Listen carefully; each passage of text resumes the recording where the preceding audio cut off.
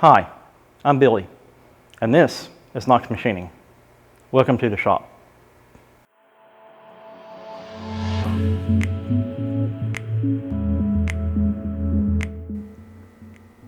Hey everyone, welcome back. Well, I'm videoing this on December 29th, 2021, and by the time you all view this, it'll be 2022. So, Happy New Year. This is going to be a mashup video, and we're going to have a channel update, some stickers for the board, some channel donations, and some tool purchases. This will be mashup number 5, so let's take a look and see what we have. So I want to give you all an update on the makerspace. When I became a member here in 2016, we occupied 2 of the 3 bays in this building. And when we re-upped our lease in 2019, we negotiated to take over the first bay.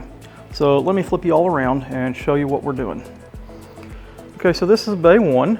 And we're doing some painting and some cleanup in this area, as you can see. In the back there in the red, that's going to be for fiber arts. And the orange area right in here is for laser cutting. We've already got the laser cutter moved into its new home. There's the workstation running Linux CNC. Okay. In this taped off area there and there is going to be for 3D printing. And back here in the pink area is our new electronics lab. We've already got some shelving put up and it's ready to move in some workbenches.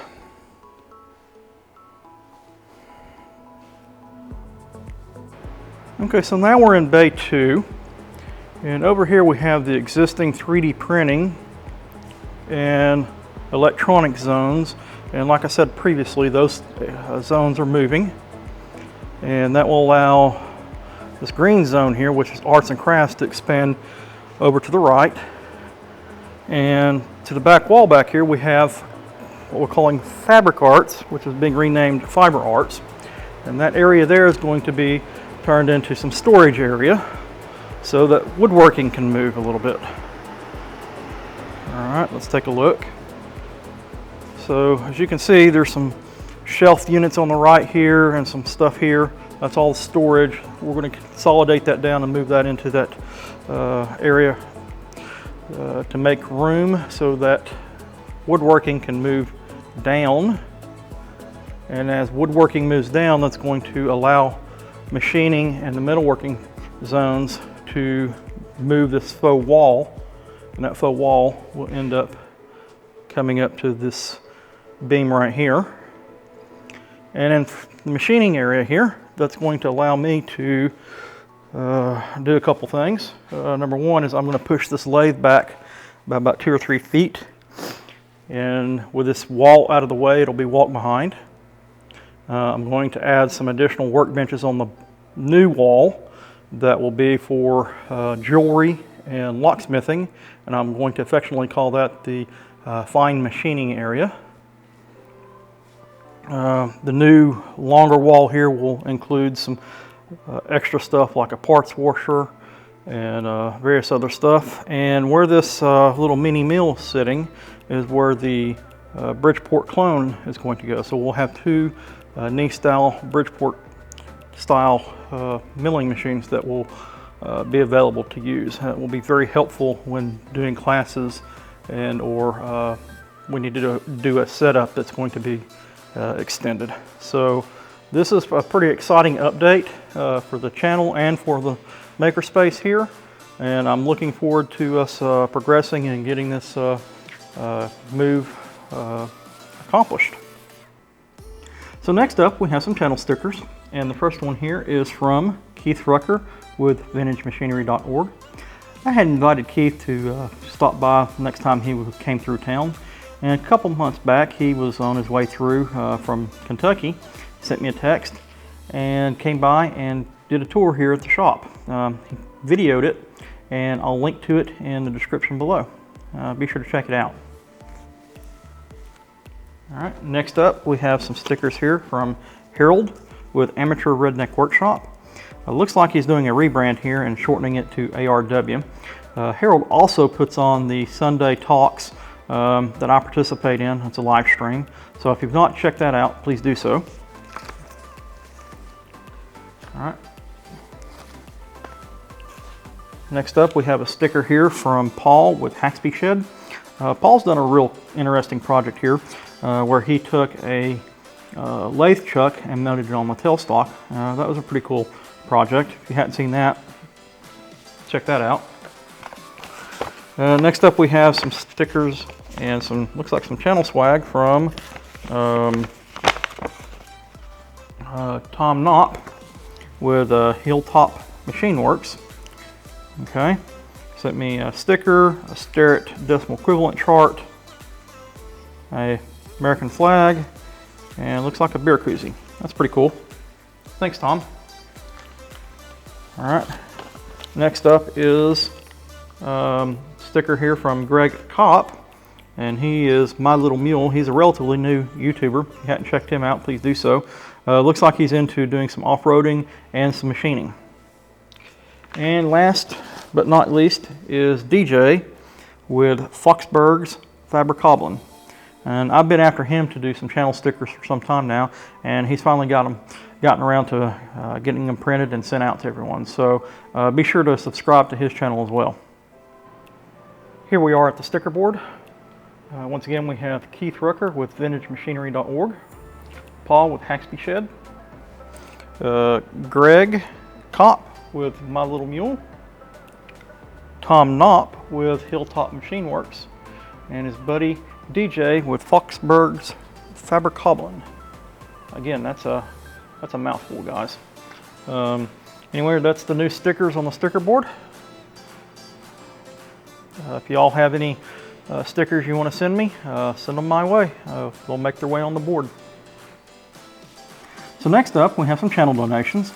And first, we have one here from DJ with Foxberg's Fabbercobblin. That's a mouthful, guys. Let's take a look and see what we got. All right, looks like he sent me some Morse tapered drill bits. Let's pull these out and take a look at them. All right.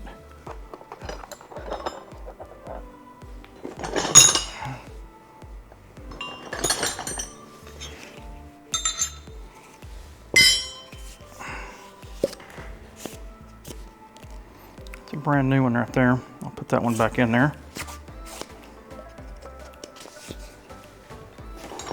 Some adapters. And another adapter. Okay, so let's see here. This here is a Morse Taper 3 to Morse Taper 2 adapter. This one here is a Morse Taper 3 to Morse Taper 1. And the rest of these are all either Morse Taper 1, 2, or 3. And some modified or reduced shank drill bits. These would be a great addition. I did not have any Morse taper drill bits. All we've been using are reduced shank drill bits. So this will be a welcome addition to the shop. Thanks, DJ. So a while back, these two boxes showed up on my front porch, and I immediately knew what they were. Mark with Winky's Workshop told me he had sent me something, but he didn't tell me what he sent. But based on the size of these boxes, I figured it out. Well, let's open it up and take a look.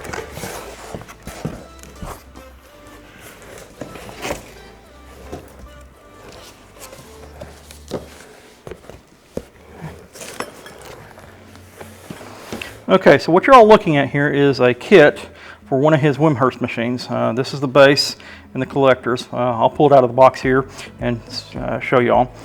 This particular machine was featured in one of his videos where he was building one of these as a series, and this was a demonstration model that he had that he was showing how it worked and such. After he finished that video series up, he took it apart and boxed it up and sent it to me as a gift. Let me take it out of the box and get all the parts laid out so you can take a quick look. I'll be right back. Okay, so here's some of the components that came with this kit. This is not everything. I'm not going to pull everything out. But just to go over a couple things. This here is the one of the disc. I think he calls these sectors. It's got these copper decals put on here, and this is what helps produce the charge.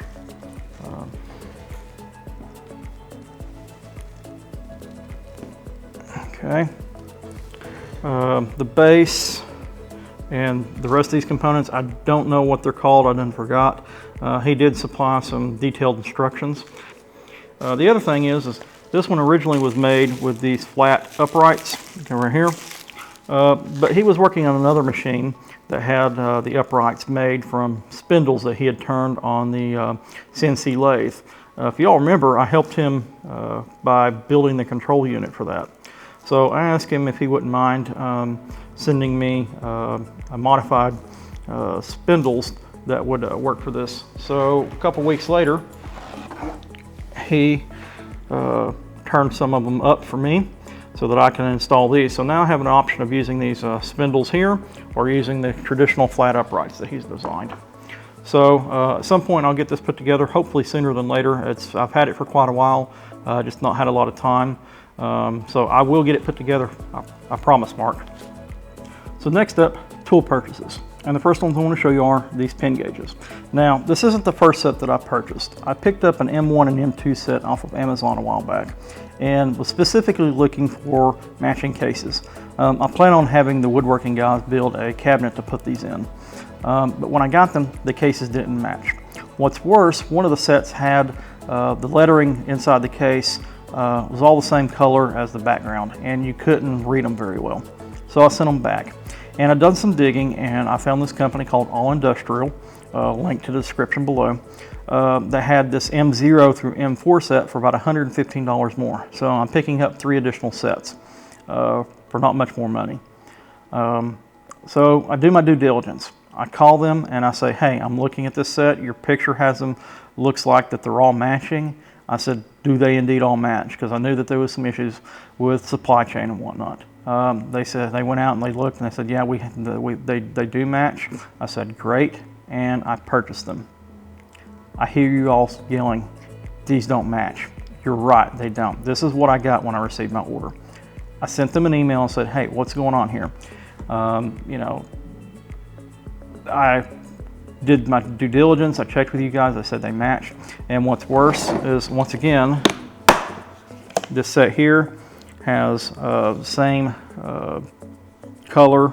The numbers are raised, but it's still hard to read. With about 10 minutes of sending that email, I get a response saying they had sent somebody out to the warehouse to look for a matching M1 set and a matching M1 and M2 set. And a few minutes later, I get a phone call saying that they had located a matching M1 set and they were still trying to hunt down an M2 set. And the guy said that they were having some issues with the supply chain. And you know, it's a big warehouse and these pin gauges all look a lot alike. And they just picked up the set that they had and sent it to me. He did apologize. He said once they find the matching M2 set, they would send it to me, and to keep the M1 and M2 mismatch at no charge. So let me go get the matching M1 and M2 set up here, and I'll open those up and you can look inside. Okay, we're back. So when I opened up the box for the replacement M1 and M2 sets, I found this stuff. Apparently, they sent me some channel swag. So I've got a little Run CNC 5-axis magnet, a Colton cutting tools decimal chart, Run CNC hat, and some shirts. So I got some channel swag. That's pretty cool. They had that in the box with a letter, again, explaining what happened on the supply chain and stuff. So let me show you this M1 and M2 set. All right, so here's the replacement M1 set. I'm going to open that up. All right, nice hard shell case. These are a bit brittle, and the guy explained that a lot of the bigger cases don't survive shipping no matter how well they pack them, just because they're so heavy, and these cases are a bit brittle. Fortunately, mine made it through the shipping process pretty well. There is a little bit of defects in them, but there should be all right. Anyway, I just wanted to show you here. You can read the numbers for the pin gauges really clearly. They're in the white on this red. And each one of these cases has this little compartment over here on the side to put a go, no-go pin gauge holder so that you can put those with each set. So that's really cool too. Like I said, I plan on having the metalworking guys make me a cabinet that I can put all these into. And it will probably also have the surface plate on it. It's going to basically be our little portable metrology center. When that finishes getting built, I'll do a video on that so you all can see what that looks like. So I just want to say that my overall experience with All Industrial Tool Supply was a very positive one, and I will be doing more business with them in the future. Oh, and once again, you can check them out on their website, link to it in the description below, or on Amazon. So the next tool purchase is this black Sure Shot sprayer unit. This isn't the first one I bought. I originally bought a red one and put it in the back of the truck. Made a couple trips back and forth to the space, and then one day I heard a noise on my truck, and when I got back to the workshop here, I noticed the tailgate was down. I'd remembered that I'd put the Sure Shot in the back of the truck, and I looked in the back of the truck and I couldn't find it. And I just knew that it had come out of the back of the truck on the way to the space and it's somewhere on the interstate. So I went and picked up this black one. About 2 weeks later, I'm doing some cleaning in the shop, and guess what? I come across the red one. I had, it was still in the original packaging, and I had stuck it away somewhere where I wouldn't forget. Well, guess what? I did forget. So now I have 2 of them. It's not a bad thing. That probably will come in handy. I do have a question though. Have you all used anyone out there used the knockoff versions of these? I've heard that these hold up a lot better than those. I was just kind of curious. I do know that a lot of the other machinists swear by this brand. So I was just kind of curious if you all had any experience with the cheaper versions of these. If you know, put down in the comments below and just let me know. Next tool purchase is from Amazon. This is a nut setter. It's used to install these threaded inserts into sheet metal. It works like a rivet gun. This particular unit came in this nice case with 12 dies, a set of metric and a set of imperial, but it did not include 632 and 832, which I wanted as well. So I cut 2 new slots and put that one there. Drop and picked up the 832 and the 632. Now we have all metric up here and all imperial down here. I think it'll make a great addition to the shop, and I look forward to using it. A link to this particular unit is down in the description below. Let me know what y'all think. So the last tool purchase I have is this tool tray from Harbor Freight. I seen Dudley Toolwright pick one of these up, and I thought it'd be a good addition for the shop. It's made of silicone, and I thought I would like it, and for the most part I do, but there is one thing I don't like. The silicone seems to attract or maintain the dust. It's kind of hard to clean. It feels kind of gritty, and it's not cool. I'm not sure what the deal is. I think it may be better if it was made out of a harder plastic, at least for our shop environment. Tell you what, you all tell me what you all think down in the comments below. Anyway guys, that's all I got for this video. Please click the like, the subscribe, and don't forget to ring that bell. Thanks. See ya.